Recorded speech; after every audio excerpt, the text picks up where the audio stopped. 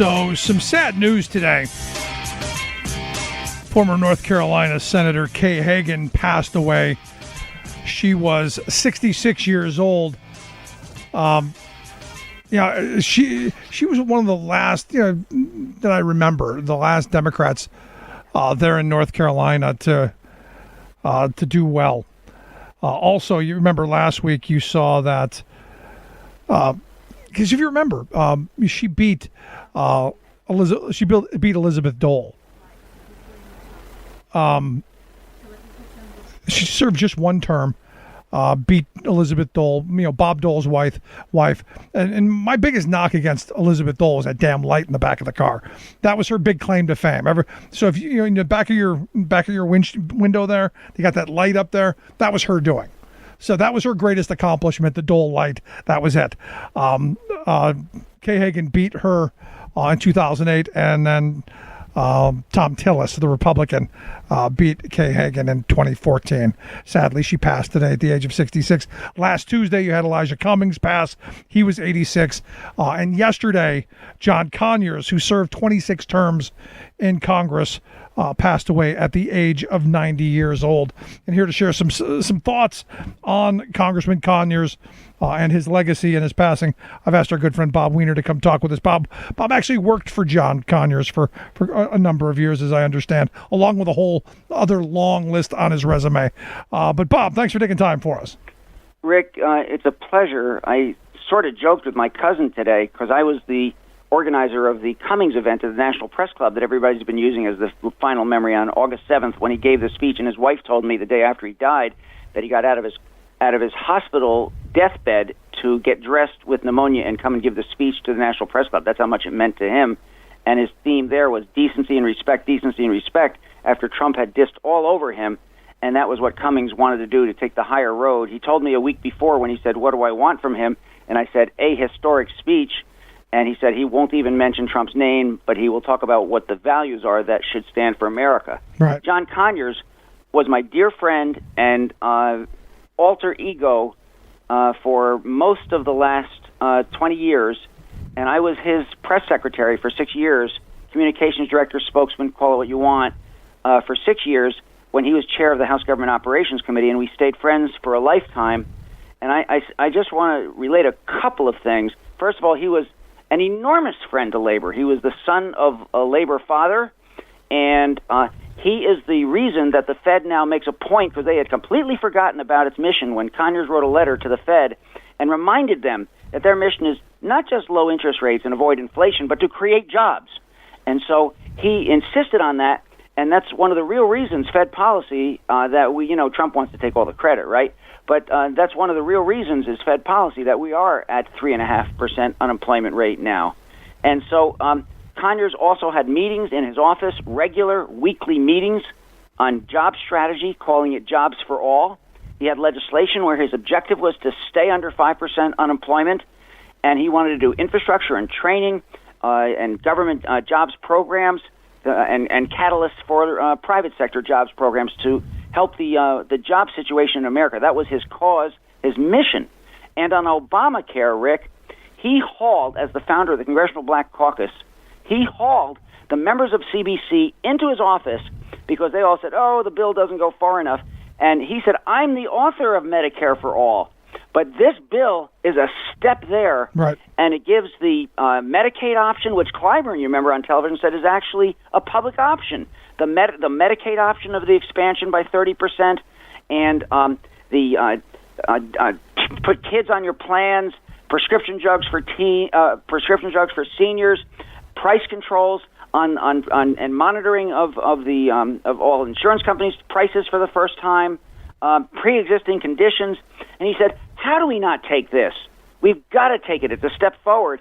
And half of the Congressional Black Caucus, as a result, I was in the room with him when Jesse Jackson Jr. was saying, hey, well, first thing he said was, I deserve that Senate seat. And after he got past his ego trip. Right.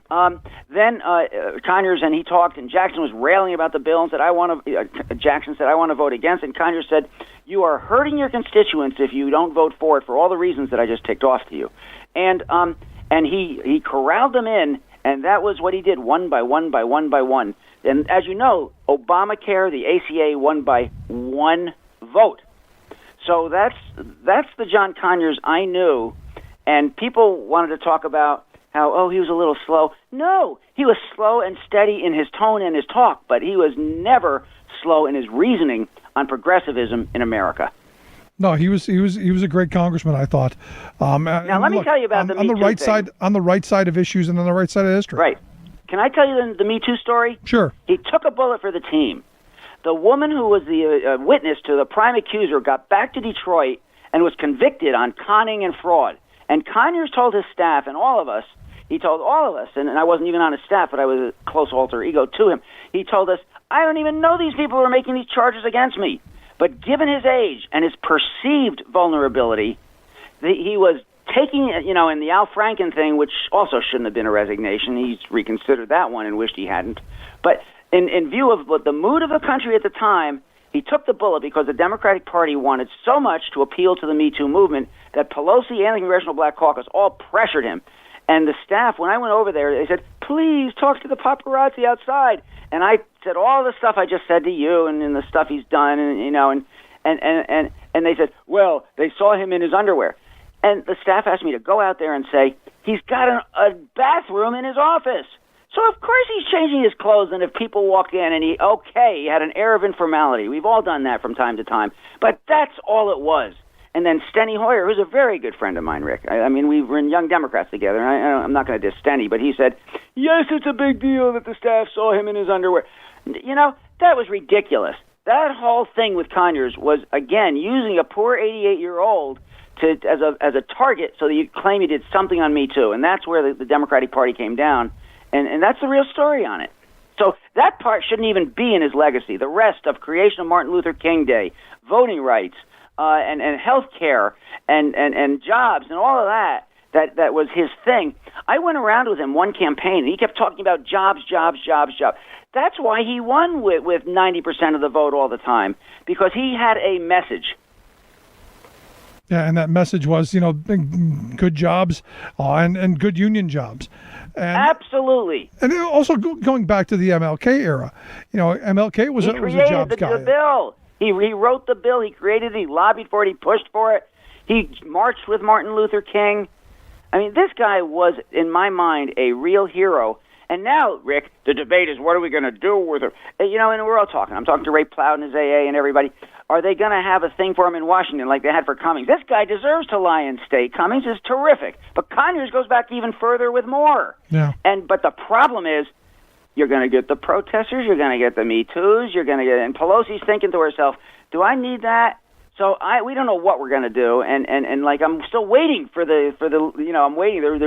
They said we don't know what the logistics are on the funeral now because we also want an event in Washington. I think the Conyers people are going to have a long wait before Pelosi agrees to something that's going to give her a bunch of crap in time for the election.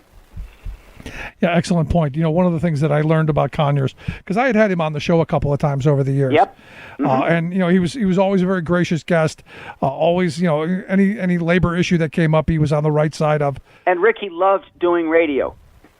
No, we loved having him. I mean, I remember some really interesting conversations with him, especially around the Employee Free Choice Act, which he was in favor of, and I think I got him to agree that it was crap and that they should be doing better. Wow, good for you.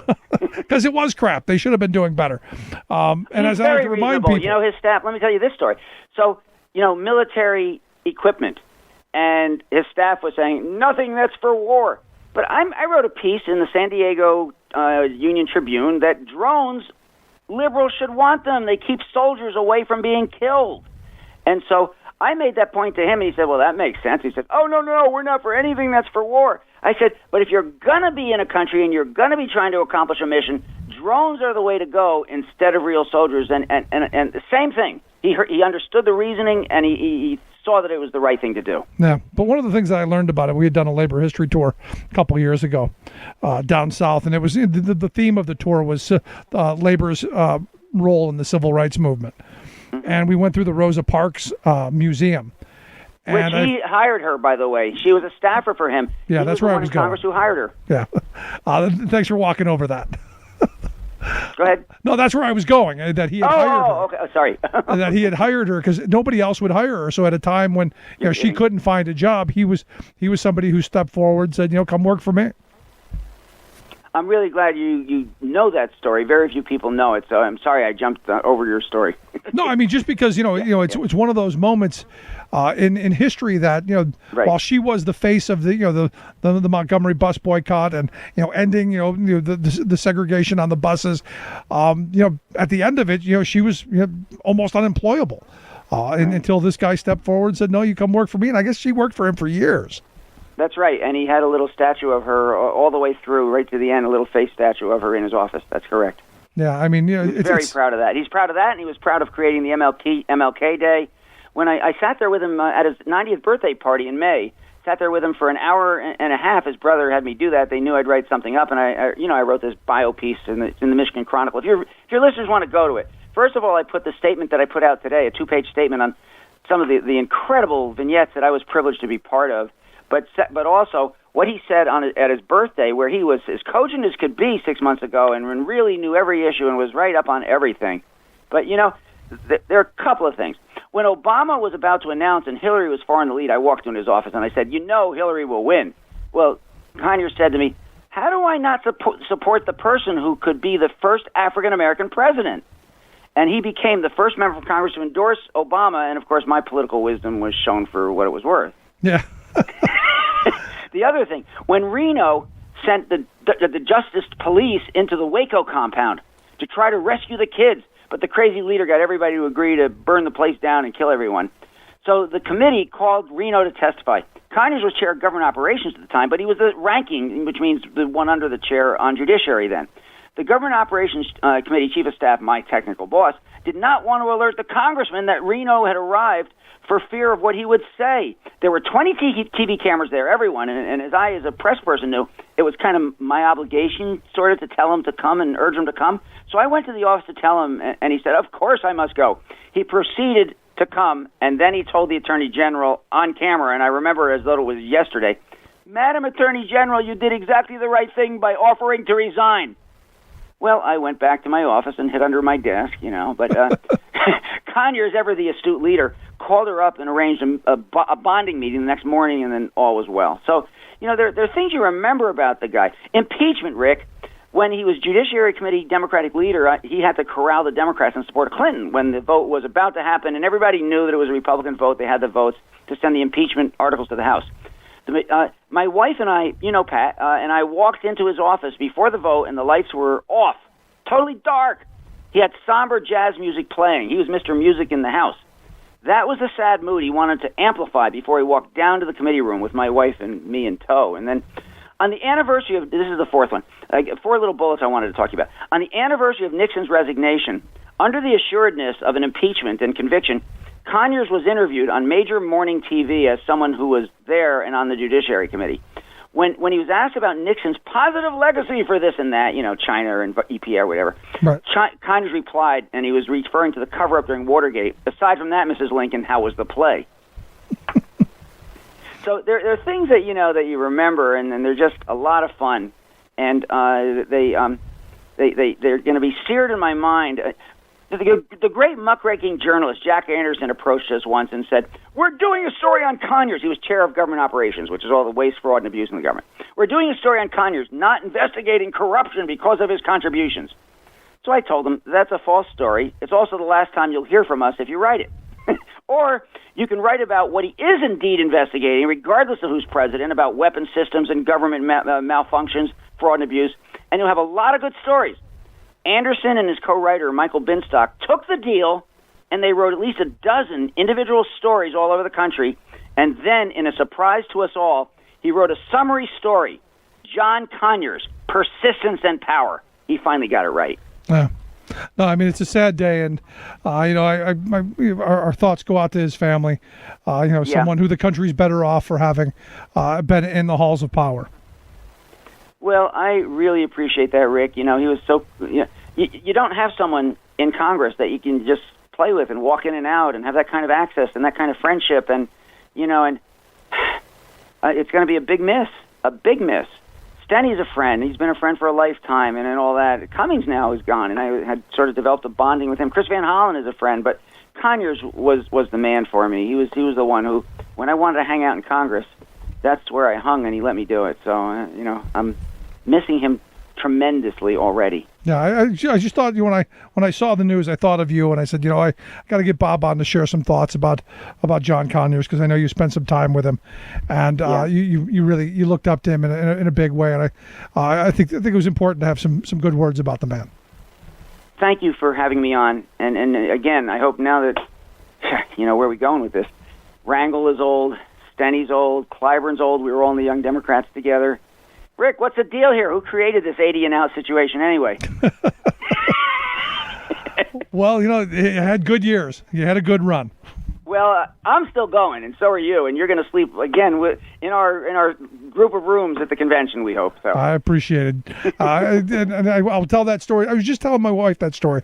The convention, so everybody knows, the RNC convention in DNC or the DNC in Philadelphia. Please. Yeah. I slept on the hotel room floor of your two assistants. Yeah. Because I couldn't get a room. Because leave it to me to decide to book a hotel room. A month before a major convention in the city of Philadelphia. Who'd have known there'd been nothing available? Well, if I have, you got to go through it again. And I was just talking to some deputies over at the Democratic Club of Perez. If I get the position again, I did what I do, which is I booked 4 rooms, and that's going to cover a whole bunch of people. So you're welcome, Rick. You don't have to worry about it this time. I appreciate that, Bob, and I look forward to it. I'm looking forward to the conventions. Great, and thanks again for having me on, and you're such a good friend to labor and to the country, Rick. Thank you for all you do. Thanks, Bob. Appreciate the time. Yep, bye. Our good friend Bob Weiner, president of Weiner and Associates. Sad passings. They say things come in 3. Maybe this is the end of it for a while. Quick break. Right back. Remembering that united we bargain, divided we beg. Rick Smith.